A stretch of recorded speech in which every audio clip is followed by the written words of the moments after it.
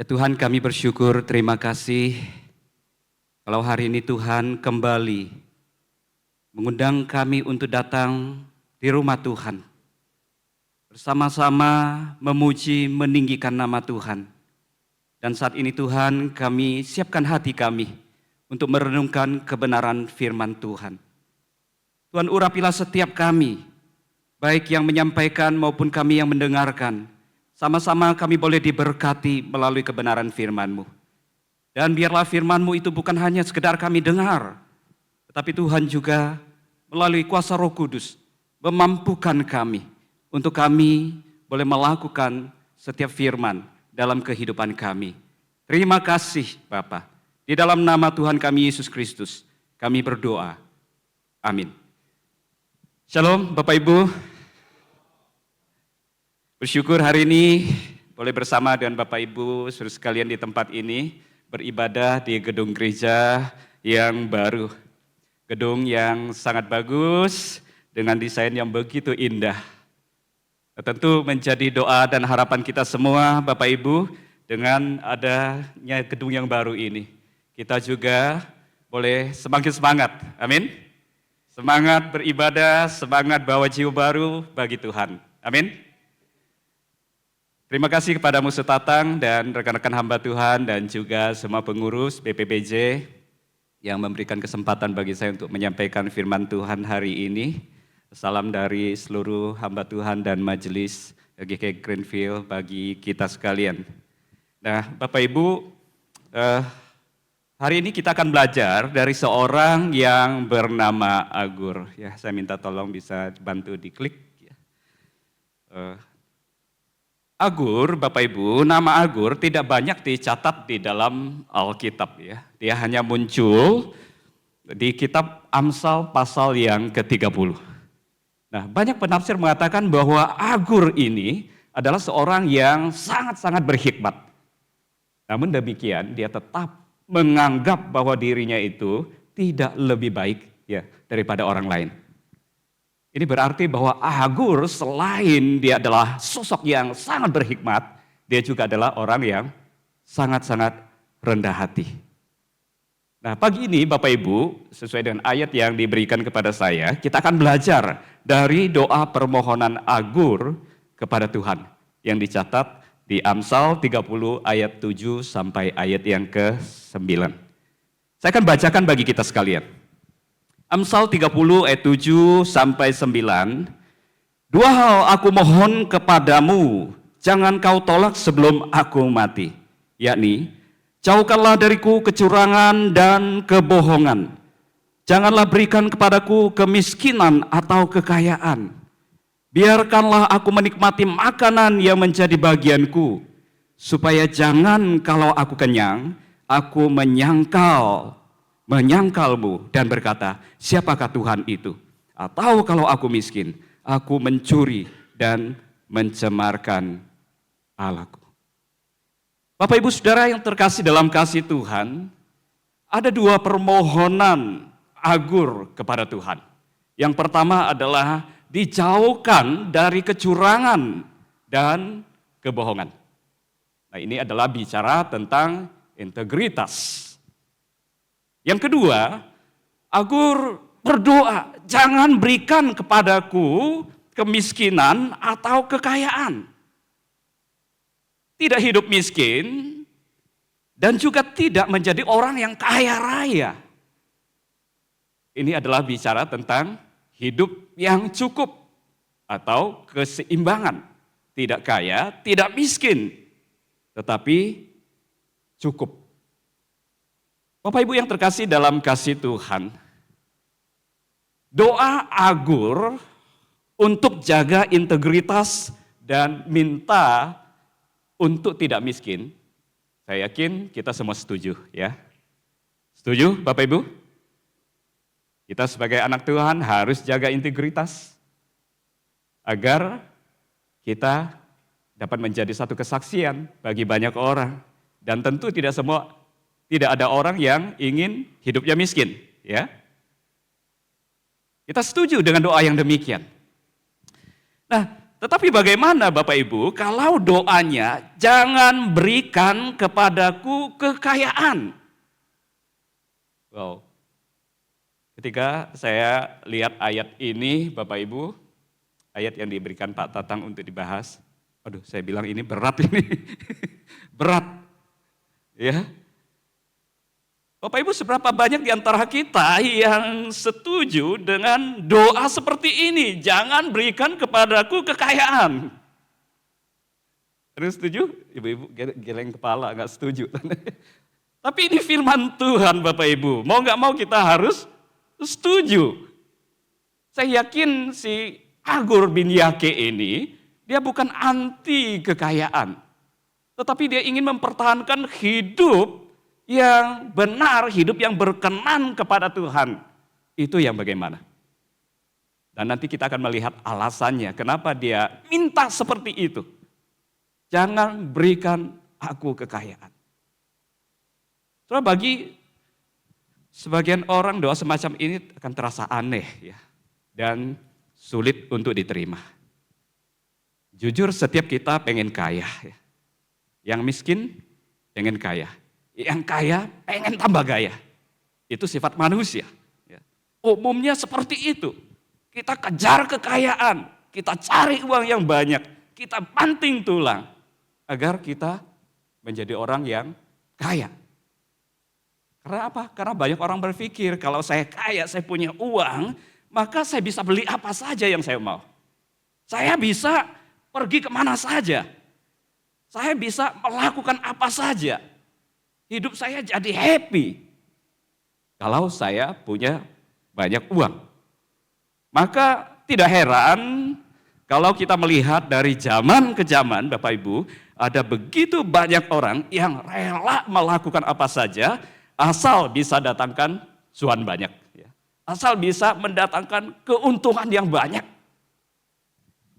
Kalau bagi sebagian orang, dagang jujur-jujur saja, bagaimana bisa cepat kaya, bagaimana bisa cepat maju usahanya.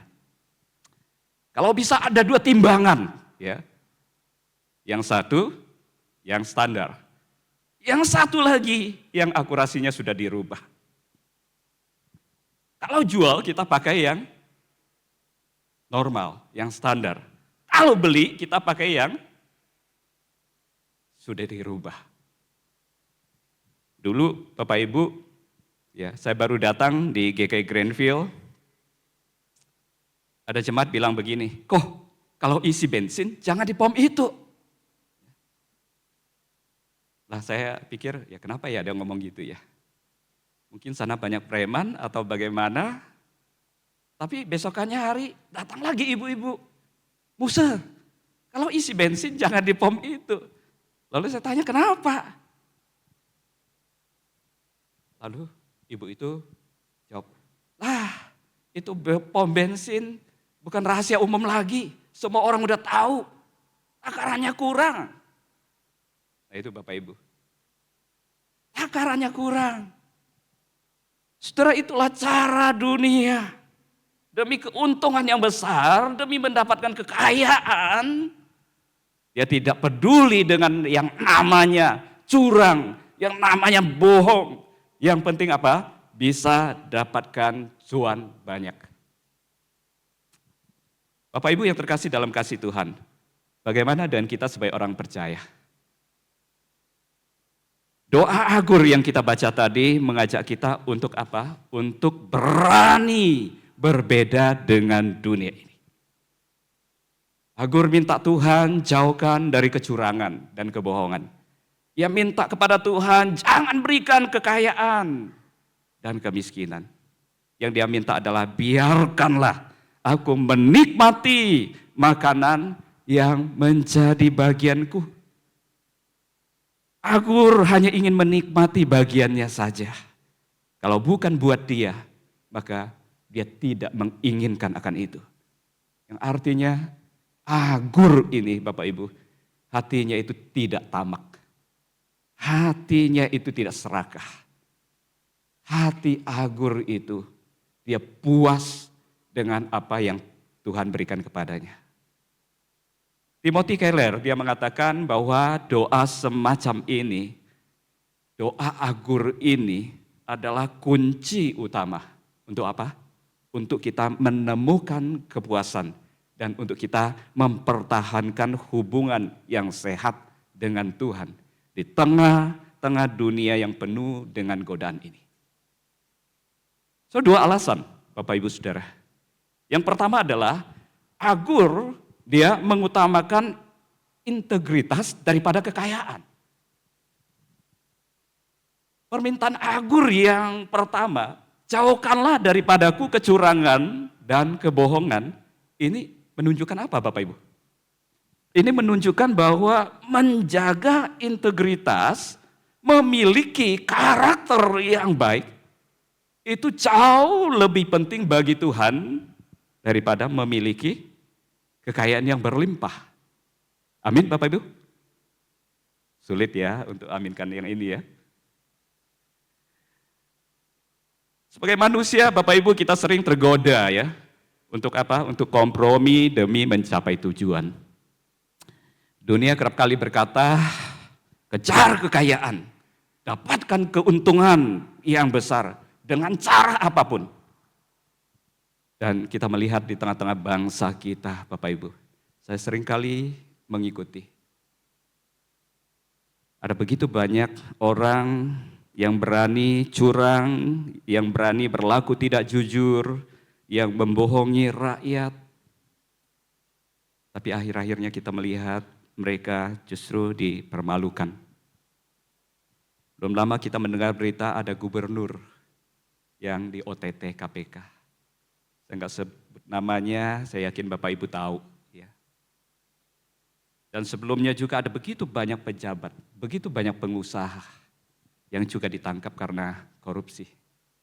Kadang kita senang ya Bapak Ibu ya, melihat wah ini toh dia yang selama ini garong uang rakyat gitu ya. Sehingga rakyat banyak yang menderita. Tapi Bapak Ibu kita sedih mendengar ada seorang anak Tuhan yang juga ditangkap, yang katanya sangat rohani gitu ya. Saya yakin Bapak Ibu juga tahu gitu kan ya, orang ini. Sedih kenapa? Kenapa anak Tuhan sampai segitunya? Padahal gajinya sudah besar sekali. Keserakahan Bapak Ibu. Bapak Ibu yang terkasih dalam kasih Tuhan, ada begitu banyak orang yang rela menukarkan integritasnya demi kekayaan. Orang semacam ini bukan hanya merugikan dirinya sendiri. Bukan hanya merusak harga dirinya sendiri. Tetapi orang semacam ini di mata Tuhan, apa yang mereka lakukan dikatakan ini adalah sebuah kekejian. Neraca serong, Amsal 11 ayat 1 katakan, adalah kekejian bagi Tuhan. Tuhan tidak suka dengan kecurangan. Tuhan tidak suka dengan kebohongan. Tuhan tidak suka dengan ketidakjujuran. Tetapi Tuhan berkenan kepada batu timbangan yang tepat. Kepada orang yang berlaku jujur. Karena itu Bapak Ibu, Agur dia mengajak kita sebagai anak Tuhan untuk jaga integritas kita dan jaga hati kita untuk tetap jujur. Karena apa Bapak Ibu? Karena dikatakan fondasi kehidupan yang memuaskan adalah hati yang jujur, bukan dompet yang tebal. Setuju Bapak Ibu? Itu yang pertama, mengutamakan integritas daripada kekayaan. Yang kedua Bapak Ibu, Agur dia memilih kehidupan yang cukup. Dia berkata, berikanlah aku menikmati makanan yang menjadi bagianku saja. Bapak Ibu, Agur mengatakan ini bukan tanpa alasan. Ia memilih kehidupan yang cukup bukan tanpa alasan. Agur menyadari bahwa akan ada bahaya besar bagi kehidupan rohani jika seorang hidup dalam kemiskinan, atau jika seorang hidup kaya raya. Ia berkata, supaya jangan kalau aku kenyang, aku menyangkalmu. Dan berkata, siapakah Tuhan? Atau kalau aku miskin, aku mencuri. Dan itu pasti sudah mencemarkan nama Tuhan kita. Nah Bapak Ibu, iblis ini sangat pinter ya. Dia sangat tahu kalau manusia itu rentan terhadap yang namanya godaan kekayaan, godaan uang. Manusia mudah jatuh pada dosa kesombongan dan menyangkal Tuhan. Kita ingat cerita Uziah ya. Cerita Uziah di dalam 2 Tawarik pasal yang ke-26 ayat 1 sampai ayat yang ke-15. Bapak Ibu tahu siapa itu Uziah? Uziah adalah raja daripada bangsa Yehuda, Israel Yehuda. Dulu dia begitu setia, dia begitu taat kepada Tuhan. Tetapi ketika dia menjadi kuat, ketika dia menjadi makmur dikatakan, ia menjadi sombong di ayat yang ke-16. Dan dia merasa tidak perlu lagi mengikuti ketetapan Tuhan. Tuhan menetapkan yang boleh membakar ukupan di bait Allah itu siapa? Para imam. Tetapi Uziah dia melanggar ketetapan itu. Dan tahu apa yang terjadi pada akhirnya? Dia menerima hukuman Tuhan, yaitu ya ditimpa penyakit kusta yang sangat-sangat mengerikan. Kekayaan Bapak Ibu telah membuat Uziah yang awalnya taat menjadi seorang yang sombong dan menyangkal Tuhan. Bapak Ibu, di sisi lain iblis juga tahu. Bukan hanya kekayaan yang bisa menjatuhkan manusia ya dalam dosa, menyangkal Tuhan, sombong. Tetapi iblis juga tahu bahwa kemiskinan itu juga bisa membuat manusia kemudian bisa mengeluh, menyalahkan Tuhan. Bahkan melakukan apa? Dosa pencurian. Nah, ketika seseorang mencuri, ya bukan saja melanggar hukum, ya, tetapi dia juga mencemarkan nama Tuhan. Dia seolah-olah memperlihatkan kepada orang lain bahwa Tuhan yang dia percaya itu tidak sanggup memeliharanya. Tuhan yang dia percaya itu membiarkan dia miskin, sehingga dia terpaksa mencuri. So, iblis itu sangat tahu, kekayaan, kemiskinan, itu bisa membawa manusia jatuh ke dalam dosa. Karena itu Agur sangat menyadari bahwa dua hal ini, miskin dan kaya, itu bisa berbahaya secara rohani. Maka dia minta kepada Tuhan, berikan apa yang menjadi bagianku. Itu sudah cukup. Agur memilih untuk hidup cukup dengan apa yang Tuhan berikan baginya. Bagi Agur, Bapak Ibu, kepuasan sejati bukan ditemukan dalam kelimpahan, tetapi dalam menyadari bahwa Tuhan mencukupkan kebutuhan kita dari hari ke hari. Amin. Itu kepuasan. Kalau kita sadar betul, Tuhan itu gak pernah biarkan kita menderita. Dia yang akan memelihara kita. Dia bilang apa? Burung pipit di udara. Yang kecil itu Tuhan pelihara, apalagi kita umatnya. Tuhan pasti peliharakan hidup kita. Kesadaran seperti ini tentu tidak muncul dengan begitu saja. Tetapi adanya relasi yang dekat, relasi, hubungan yang sehat dengan Tuhan. Nah Bapak Ibu yang terkasih dalam kasih Tuhan, saat ini banyak orang diperhadapkan dengan penyakit yang namanya selalu merasa tidak cukup. Ya. Di dalam hidupnya selalu merasa tidak cukup. Budaya modern yang konsumtif ini selalu mengajar kita apa? Kita selalu membutuhkan lebih banyak. Ya. Tidak pernah rasa cukup. Pengen itu, pengen ini. Ya. Tiap hari kita lihat handphone, lihat TikTok. Wah, ini ada barang bagus, diskon lagi, pengen lagi kita beli. Padahal belum tentu kita pakai. Ya. Kadang hanya jadi tumpukan di gudang. So kita lihat tetangga ya, punya mobil baru, kita juga pengen. Lihat tetangga jalan-jalan, kita juga pengen. So, tanpa kita sadari, kita memaksakan diri bukan untuk segala sesuatu yang kita perlukan, tetapi itu hanya keinginan yang berlebihan. Dan akhirnya kita terjebak dalam kesulitan. Kita terjebak dalam hutang piutang. Dan pada akhirnya kita menjadi orang yang menyalahkan Tuhan. Padahal itu adalah salah kita sendiri. Bukan Tuhan tidak memberikan kecukupan bagi kita, tetapi keinginan kita yang sangat berlebihan. Bapak Ibu, Agur dalam doanya, dia mengingatkan kepada kita bahwa kepuasan hanya bisa kita peroleh ketika kita memilih cukup dalam hidup kita, bukan mengejar kelimpahan. Itulah sebabnya Bapak Ibu, Tuhan Yesus juga mengajarkan dalam doa Bapa kami agar kita minta apa? Minta yang secukupnya. Kita baca bersama-sama ya. 1, 2, 3. Berikanlah kami pada hari ini makanan kami yang secukupnya. Bapak Ibu, kata cukup atau secukupnya setiap kita tentu beda-beda ya. Ada orang yang dengan gaji UMR dia bisa cukup menghidupi keluarganya, ya, sekolahkan anaknya. Tetapi ada orang yang kebutuhannya lebih daripada itu.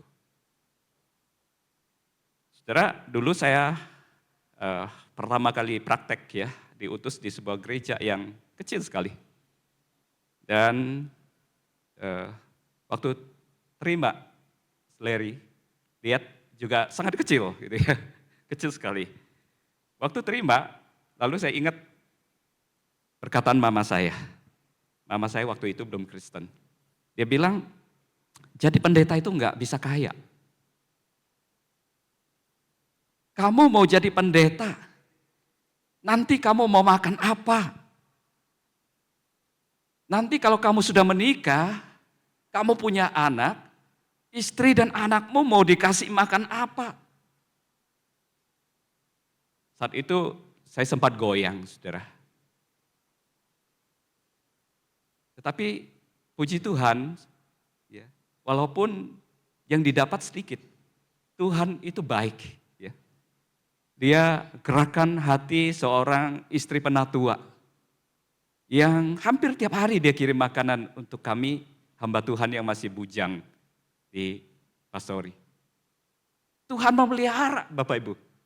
Tuhan mencukupkan. Kami hamba Tuhan tidak kaya, Bapak Ibu, tetapi kami bersyukur karena Tuhan selalu memberikan kecukupan dan kami mencukupkan diri dengan apa yang Tuhan berikan. Ini adalah permohonan daripada Agur bin Yakeh. Cukup dengan apa yang Tuhan berikan agar kita bisa bergantung kepada Tuhan setiap hari. Jaga integritas, miliki karakter yang baik, tidak berlaku curang, tidak menjadi orang yang berbohong, agar kita bisa menjadi anak Tuhan yang kemudian kesaksian hidup kita boleh memberkati banyak orang dan mempermuliakan nama Tuhan. Dan Bapak Ibu, kalau Tuhan memberikan berkat yang lebih daripada yang kita perlukan, maka percayalah itu berarti Tuhan ingin kita bisa menjadi berkat bagi orang lain. Tuhan ingin kita bisa terlibat di dalam proyek ilahinya.